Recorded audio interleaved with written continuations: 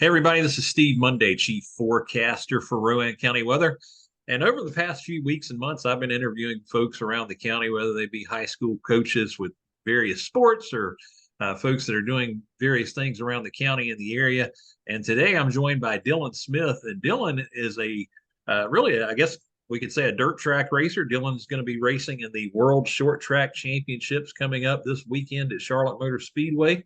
And really just wanted to take a few moments to talk with Dylan and get his story, introduce him to you, and find out some neat things that he's done over his career. Dylan, welcome, and I appreciate you joining me today.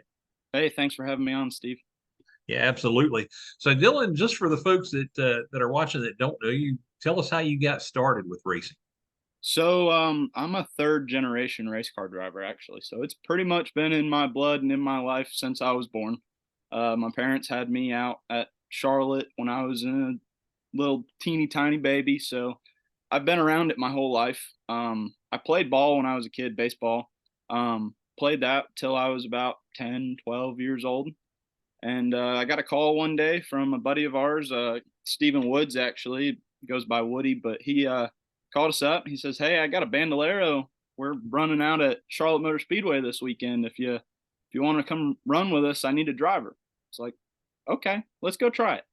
So went and made some laps and spun out a couple times, but loved it. And I've had the itch ever since. Switched to dirt racing about 2015, and couldn't go back if I wanted to. So I've been hooked with that ever since, and here we are. Yeah, there's definitely something about going fast that when you get the opportunity to do it, you just want to keep on doing it. Over your career, what would you say has been the most rewarding moment for you? Um, Honestly, the win after the hard work between mostly just me and family, me, mom, and dad. That's pretty much at the end of the day all it is.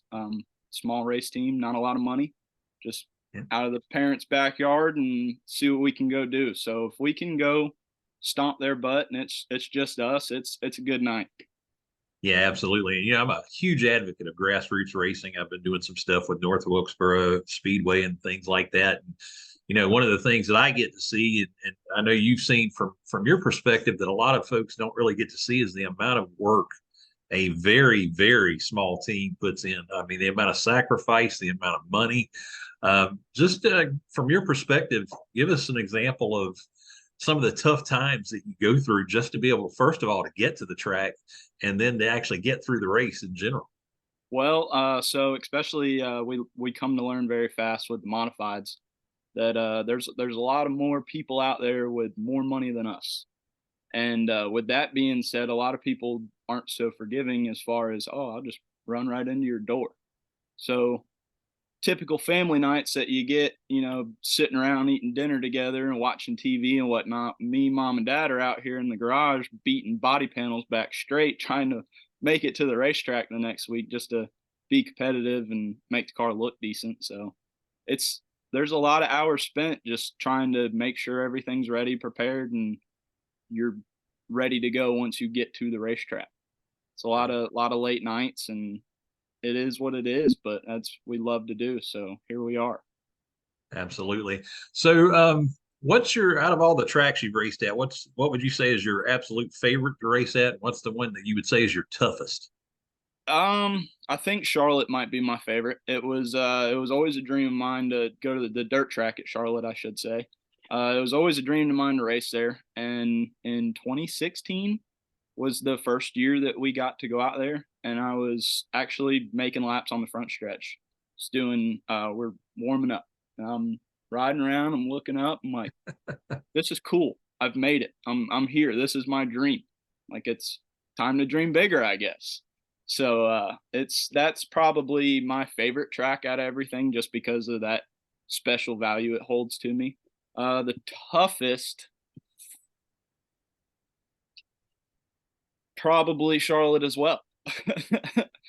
Just because we've had incredible bad luck in the past there. We've never been able to figure it out. It's just as big of a track as it is. There's as many people as you're going to get anywhere else, if not ever, in that series. So that has definitely it's the most rewarding I would say. We haven't won there, so if we get the chance to win there, it's going to mean a lot. Yeah, absolutely. And I certainly understand that.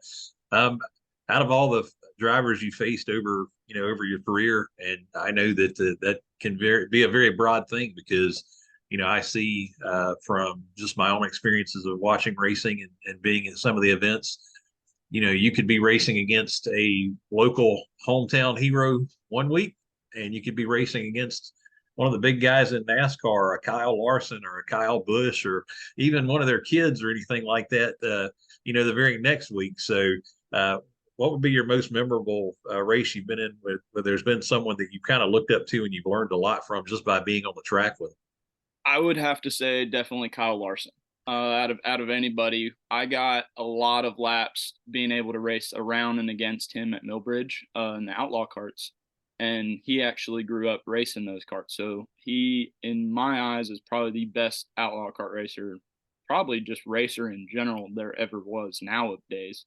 Um, so being able to race with him out at Millbridge has meant a ton to me, and I've been able to gain a lot from it. Obviously, there's a lot of people out there that'll say, "Oh, Kyle Larson, I don't want to race against him. He's a cup driver. He should stay in cup." In my eyes, if I can race with a cup driver and have the ability to learn from him and see what he does versus what I do, it does nothing but make me a better driver in the end result. So why not? Why not have those guys out and learn as much as you can from them? If they're the best in the business, why are we pushing them away? Right. Let's bring them in. If they want to race, let them race. Yeah. Well, and you sometimes find out too that they're the best in the business when it comes to NASCAR and when it comes to all the levels that lead up to it. But when you put them on dirt, some of those guys really struggle and they want to come race there to learn that. I mean, Kevin Harvick openly admits I am horrible on dirt, and that is not my wheelhouse, and it never will be. Obviously, he's on the tail end of his career. We know he's retiring in a couple of weeks, but a great example of probably one of the best drivers out there in the business who openly admits I can't do dirt and I'm never going to be able to do it. Correct. And there is a lot of people that it is a lot harder, especially when you are more predominant on the asphalt series and those types of tracks. For instance, we had Noah Gragson come out and run an outlaw kart for us one time. And the so we had a race at Millbridge. I think it might have been a Wednesday show.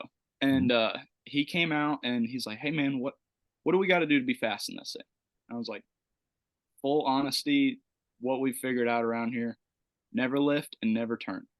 The aerodynamics of the wing, they'll help you get into the corner, and once you get into the corner, the car will set itself up. And as long as you commit and you tuck your elbows up, hold the wheel straight, and never lift, you will make it through the corner. He's all right, man, sounds good. He goes out, makes one lap, second lap, he flips, comes in. What happened? I lifted. I'm like, okay, well, there you go. He's like, oh, it scared me though. Next day, he goes to Texas Motor Speedway and sets a pole at over 200 miles an hour. And so it's like, okay, if you're able to go 200 miles an hour, we're only going 75 at Millbridge. And so that just gives you a good kind of example of they're just a different car completely, whole different atmosphere. I never been 200 miles an hour at a big asphalt track around the wall, and I probably never will. But obviously, it's not like Millbridge around the fence. How I think it's an eighth mile. Yes. It's something right there. Yeah, Yeah, it's right in that area. Yeah. So Yeah. I couldn't tell you the difference, but that's one person that I've seen. It's like, okay, well, if you can do that at that, why is it so much more difficult here? Mm-hmm. So I'm not able to describe the differences in them, but it's crazy. Sure. Well, let me piggyback on Millbridge for just a moment with you. So, it is a very short track, and you mentioned you're going 75 miles an hour there. I think a misconception for a lot of folks: Millbridge is on dirt vision. I know a lot of folks get flow racing, and you got to pay for one of those. So a lot of folks prefer to go with flow versus dirt because there's a little bit more options for more racetracks around the country, if you will. But dirt's doing a very fine job of previewing the World Outlaws and Millbridge and different things like that. It's kind of a neat thing to be able to look on there and see a split screen of Millbridge on one side with, in some cases 5 and 6 year old kids racing, and then the World of Outlaws on the left side of your screen with some of these well established dirt track racers. I think it's a misconception for a lot of folks to think about 75 miles an hour and just how short those straightaways are at Millbridge. And then you're actually gaining more speed in the turns to get back to that speed coming down the straightaway. Yeah, it's pretty neat to experience as well. So the outlaw carts, when I was used to running there, so nowadays on the Dirt Vision, you'll more so see the kids in the box stocks and the junior wings and the lower classes, and then you also have the micros there now. Back when I was running, it was mostly you had box stock, and then it went intermediate, which was like a 125 to 250 cc. And then the class that I ran was the open class, which was the 500 cc's and the 450 cc's, which will pretty much is the same as box stock. It's a little bit bigger, but it's got this big 450, 500 cc go-kart or dirt bike motor on it. So the wing to weight or the power to weight ratio is the same as the World of Outlaw sprint cars in the Outlaw series, or in the open series, I mean. With Millbridge and how small the outlaw carts were when I was running, 75 mile an hour in a go-kart, and you're just sliding sideways. 450 pounds, driver in it, strapped in, ready to go. So you have the same wheel to weight ratio in an open outlaw cart as you would a World of Outlaw sprint car. But the difference is you don't have any suspension on it. So you're just getting beat and slung around the whole time. And at 75 mile an hour in your Cadillac or SUV going down the highway, it's nice and comfy ride. But in a little go-kart, you're getting slung around that thing, and it gets pretty wild. Sure. So before I want to transition, but before I do, I kind of want to use Millbridge as a transition point here. So, one of the things that we're seeing happen in parts of the country is there's a lot of local short tracks that they kind of get forced out by either new neighborhoods coming in or just not as many folks coming to the races anymore. I mean, there's a variety of things that impact that. And I think, the big key for what I want to go with here is, not only does that really impact the track owner and their financial stability in their way of life, but it also affects drivers like yourself as well, because now all of a sudden that's one less track to race at, and the more that go away, the less opportunity that is for you. So for folks who really haven't given a lot of the local short tracks a try, that just stick with the TV product that they can get to see, they don't really get to the opportunity to know that their future drivers are coming from these grassroots areas. So, a little encouragement for the folks and some insight, if you will, on why they should come check out a local short track. There's always a lot of misconception when it comes to short tracks, and I guess just hometown tracks in general, I guess. Growing up I grew up around Millbridge, and there's always going to be a crowd of people that complain, whether it's people at the racetrack, racers each week. Oh, I didn't like this call. I didn't like that call. Or say neighbors nearby that don't like the sound at night. There's always going to be people that complain about it. And I'll tell you, from going from here to Iowa, my home track at Millbridge has been some of the best racing and some of the best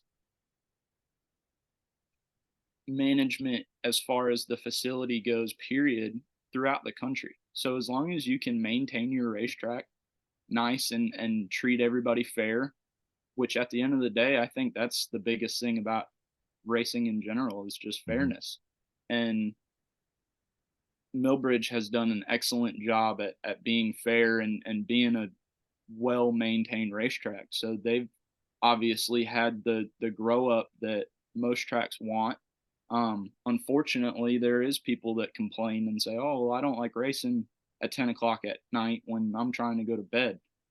that's fine. Then there's some things that they can do to figure that out. But in our eyes, it's also a thing of there's one less racetrack if they get shut down. And how Right. much farther how much farther are we gonna have to drive to go get our weekend fix of racing, or, weekly dose of what we need? Right. Exactly. And so that's where I wanted to transition to with my next question really is, so, not necessarily a short track, but well, I guess in ways it is, but not what you would think of a local short track, but a very historic track in the area, North Wilkesboro Speedway, held plenty of Winston Cup NASCAR events from 1947 really until the mid 90s. Then Bruton Smith decided, hey, NASCAR needs to move out west and we need to expand our footprint. And not really a bad thought process in terms of expanding the footprint, because I don't think NASCAR would be where it is today if we didn't do that. But at the same time, hindsight's 2020, and certainly North Wilkesboro was a track that probably shouldn't have been completely taken away. I know you went up with some folks, especially with Dale Jr. kind of leading the charge back several years ago, because he wanted to go get an iRacing scan of the track. Well, track was sitting dormant for over 20 years at that point, with very limited action taking place during that time. And I know I've heard some folks describe what they saw there. I know you said you got up a few days later in the process, so there had been a little bit of cleanup. But when you got to North Wilkesboro and it had been sitting just dormant for all that time, tell us what you saw when you got there, and what you were able to help do while you were there. So that was my first ever actual time being at the track, and aside from just passing by on, say, 421 and just seeing it from the highway, that was my first ever time pulling in and seeing everything. So it was amazing to me. I've never been to, say, an abandoned racetrack before and seen it all grown up. And just like you said, I mean, we got there a little late, so they were kind of finishing everything up as we were getting there.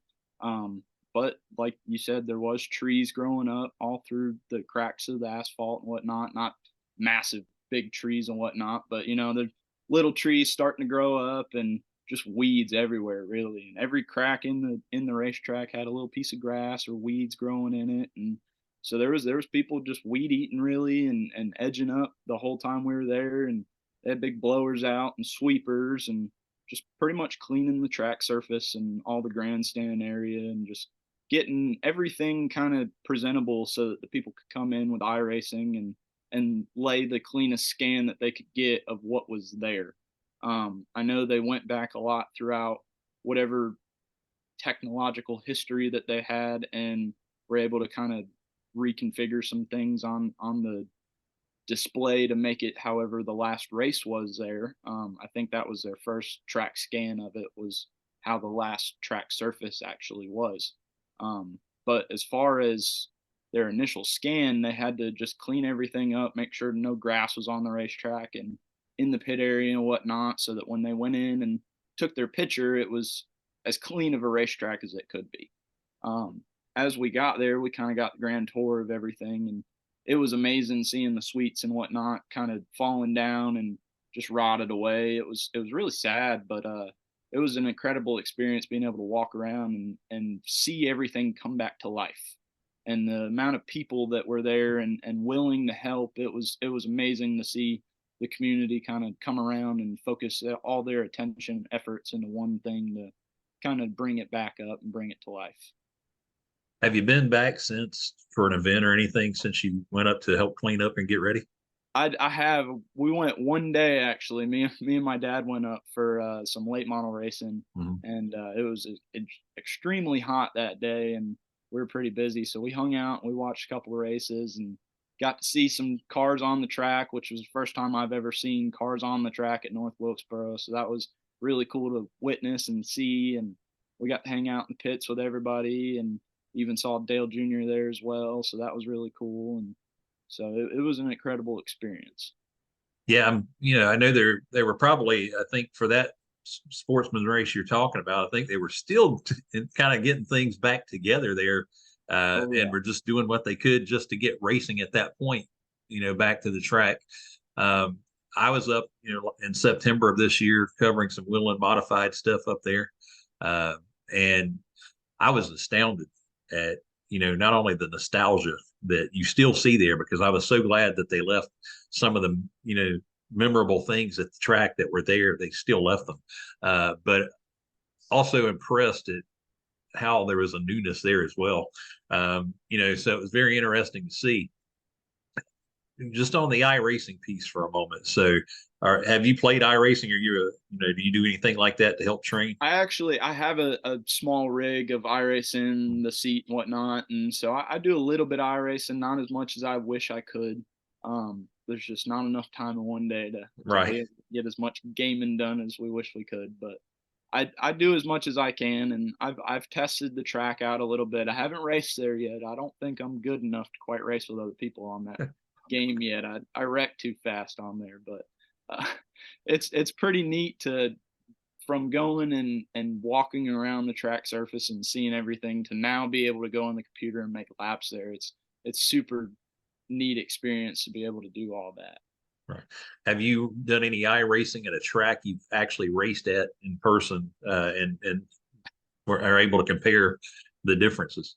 So I've actually put probably about 200 laps on the dirt track at Charlotte this week, Yeah. just trying to familiarize myself with. And I can't run a crate modified on iRacing, but I can run the UMP car, so it's a little bit different. But at least gives me the sort of feel for the track and to familiarize my eyes with everything around the racetrack and all the signs in the wall and say the tires on the infield. So it's really neat to be able to get on there and practice for say, not necessarily being able to go to the track and get actual laps, but at Right. least I can familiarize my eyes with everything. So that's really neat.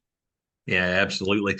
So here's my last question about iRacing for you. Did you know? Sure you did, but just in case you didn't, are you aware that Millbridge has been scanned and is on the schedule for next year, I believe? I've actually heard a little bit of what that's going on. I Yeah. haven't heard a whole lot, but I have heard that it's being scanned, and I'm super pumped to be able to eventually race on it. I'm not exactly sure of when the release date is on it or what kind of car is going to go with it. I'm sure they'll scan a micro or something to go with Sure. it. But being able to run, say, a midget or even take the UMP and run some laps around the home track would be really, really neat. Yeah, absolutely. And I asked that question really because, again, for the avid fan who watches, who may also be a gamer, I know that, and that's one of the big things I think iRacing can do, especially for a lot of the local short tracks, is you get your gamers that go, "Well, I haven't really seen this track, but I'm going to check it out on here." And then they get on there and race it. And it kind of gives them I want to say the desire to actually go to the track and see it in person. So, 100%. I don't know if your thoughts the same on that with iRacing. I know that it's a tool used in many different ways by folks for drivers like yourself. It's a virtual training tool now because you don't get as many practices anymore as you used to be able to. You can't just randomly show up to the track and go, "Hey, can I get some laps in?" So I know it's a very vital tool that way. But what are your thoughts about fans being able to use it, maybe get hungry to go see a local short track that way? I think it's a great tool to do exactly that. There's been multiple times where I've been in a iRacing lobby late at night or so, and it'll just be some dirt track that say I don't think's any special to me, but there'll be people in the lobby. Oh, I race here every Saturday or so, and you start talking to these people. Well, then there's 5 people in there that race there every Saturday. So when you do say have a fan that's interested, or oh, I like to look at this place. This might be cool, or the racing here seems like it'd be cool, maybe. Well, now you get to talk with real racers who are actually racing there each week just on this game. And you're playing just a game, but you're actually talking to real people, getting real life experiences of, okay, now this potentially is a place that I want to go, or say maybe, hey, you should go see this place or go see that place. And it's really neat to be able to connect with everybody. And like you said, it brings the racing world and the fan world together Mhm. in a sense. And you can jump on iRacing and get in a hosted race and race with Dale Jr. or Tony Right. Stewart or people like that if you get lucky and get in a certain lobby. So Mhm. it's really neat to be able to connect like that. Well, coming up this weekend, you're going to be at the dirt track at Charlotte. For folks that aren't familiar, you know, people think of Charlotte Motor Speedway, they think of, the NASCAR track you see on television most of the time when you hear or see about it. They also have NHRA drag racing there. They've got the dirt track. It's really a racing complex, if you will. But I think that kind of gets lost in the mix nationally because a lot of folks only concentrate on just that main NASCAR portion of it. So you're going to be there this weekend racing. It's kind of a coming out of retirement party for you, if you will. You've been, as you said, doing some laps on the iRacing with it. How do you feel going into it? Super comfortable, to be honest with you. Charlotte is, like I said, it's one of the hardest tracks that I think in my book, but it's also one of my favorites. I seem to always have pretty good speed there. It's just a place that means a lot to me. So I'm always super excited to go there. Been looking forward to it for a couple weeks. I think we got a really good car, and I think we got a really good shot at winning it. So I'm really, really ready and super amped up to get out there and make some laps. Well, that would be completely awesome. I'm certainly going to cover it and share your progress for folks, especially that are going to be watching this interview and all that. It's always great to have a local guy here that's showing out for us. So, quick shout out to the team that's helping you. Tell us about your team. Yeah, so mainly team back home. I mean, hands-on experience. It's pretty much just me, mom, and dad. We've got a handful of sponsors, obviously. S&S Express is helping us out a bunch. Gary's Golf Carts, Lacey Transmission, Stock Car Steel and SRI, ECW Motorsports, NMR, Millbridge, Joy Seating, BTB Landscaping. So we got a good little bit of people on the car and helping us out financially. But as far as just teamwork and hands on, it's me, mom, and dad, and we've been pretty hard at it the past couple weeks and just kind of trying to make it easier for ourselves and get ready before it's a time crunch and we're last minute. We're normally kind of packing everything last minute and getting to the race last minute. So we're trying to be a little ahead this year, and it's going pretty good so far. Today's wash day. So after this, I'm going to go out and try to wash the truck trailer up and finish some things up, but we're looking forward to it. Yeah, I'm sure you've got, even though you're trying to get ahead, there's still always those sleepless nights heading into it, because it's long days period, in general. So if someone wanted to watch, is it the only option to come out to the track? Are you aware if it's going to be on Dirt Vision or anything like that? So I have seen some commercials for it. I think it will be on Dirt Vision. It might even be on TV. I've been seeing some commercials for it on the actual television. So nice. It could be. I haven't seen anything online, so I'm not exactly. I couldn't tell you where to go. Yeah. But I think it might be Dirt Vision. Might be covering it. I'll see if I can check into it so I can add it to the blog for this this interview and get it out there. But Dylan, I really appreciate your time. Wish you good luck this weekend. Anybody that you're racing against that is going to be a tough one to take on the track? I have not seen a lineup yet. I'm sure Jeff Parsons and maybe even old Jesse Rocket will be in the crate series like they always have been with me. At least I hope they are. They're two that's always been fast, and I've always enjoyed racing around them. So hopefully I'll see them back out there, and we'll see. I guess I haven't even looked at the lineup, so we'll see when we get there. Well, then I'd like to reconnect with you after it's all said and done, so we can kind of recap your weekend and see how everything went. And certainly appreciate the time you've given us here today. And again, just good luck coming up this weekend. Thank you for having me on. Absolutely.